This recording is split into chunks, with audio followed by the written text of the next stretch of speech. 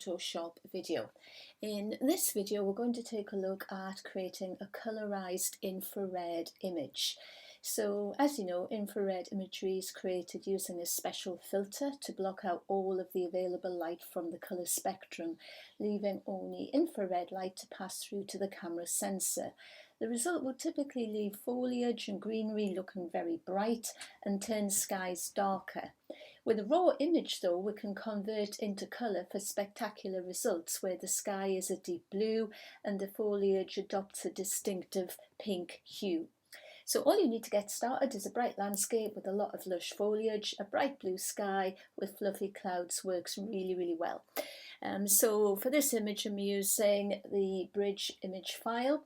And we'll start off by going to the layers panel and go to the adjustment layer icon, and we're just picking up a channel mixer adjustment layer. So it's very important that you tick monochrome to start off with. So that is the first step, just to change the image to black and white. So we've now converted the colour landscape into a high contrast infrared style image. The foliage is a nice bright white and the sky has been darkened. So to emphasise that effect, we're just going to make a few adjustments to these channels. So we'll take red up to 100, and green can go to 175, and blue we'll just need to take down to negative 175, and that's created that infrared look that we're aiming to achieve. So once we've done that, we're just simply going to go to File and Save As, and just save that somewhere where you can find it again. And we need to not save it as a Photoshop file, it needs to be saved as a JPEG for this to work really well. And then just simply click on Save. I'm just going to call it infrared, just so we can keep the original file intact. Once that's been done, high for the quality, then that can be closed. We don't need to save that original file, we've already saved it, and that's just an example of what the final image looks like. Then we can just go to File, Open Recent, and reopen the bridge start image. So next thing we need to do is to have a look at the channels panel once again. So back to channels. Just close that out of the way. If you don't see it on screen, then just go to Window and Channels to bring that into view. So once we have channels active, if we click on the red channel, then we can see that the darker parts show less red information, the lighter parts more red information. And the same is true of the other colour channels. All of those channels mixed together will give us the full colour image. So we're going to click to select the green channel, and so it's Command or Control A to select the information in that green channel, and then followed by Command or Control C to copy it. We go to our blue channel, scroll down to the blue channel, and then it's Command or Control and V to paste that information into the channel. So we do have to do a similar thing with the red channel.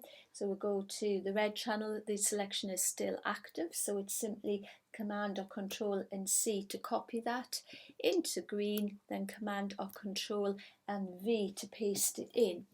If we now switch back to RGB, we can see how the colours have been changed to create a surreal colour effect. As we haven't touched the red channel yet, the red information is left unchanged and showing in the default areas. So our next step is to go to File and open the previously created infrared image. Just open that.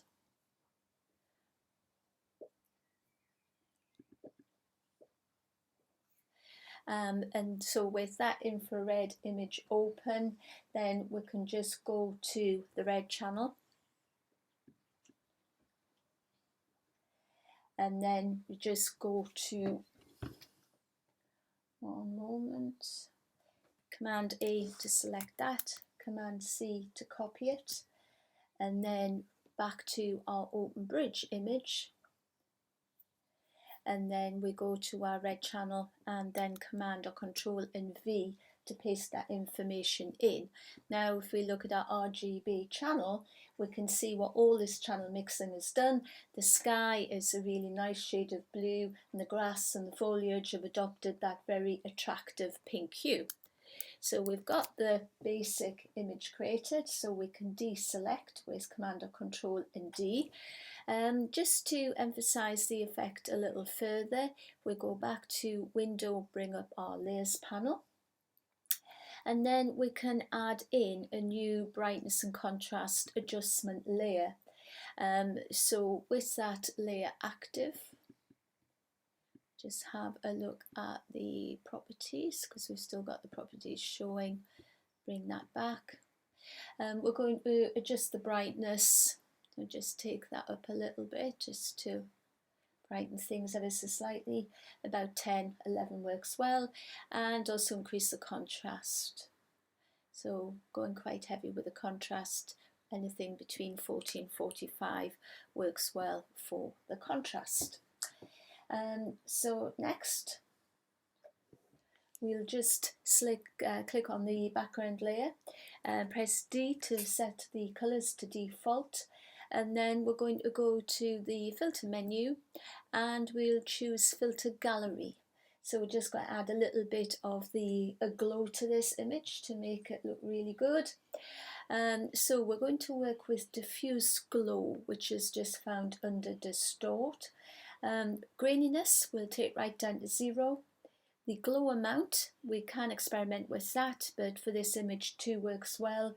And the clear amount to 20, just to give it that distinctive infrared look. Once that's complete, we'll just move the properties panel out of the way and also the channels panel out of the way so we can see the finished result. So there we have it, a nice coloured infrared image. Thank you for watching.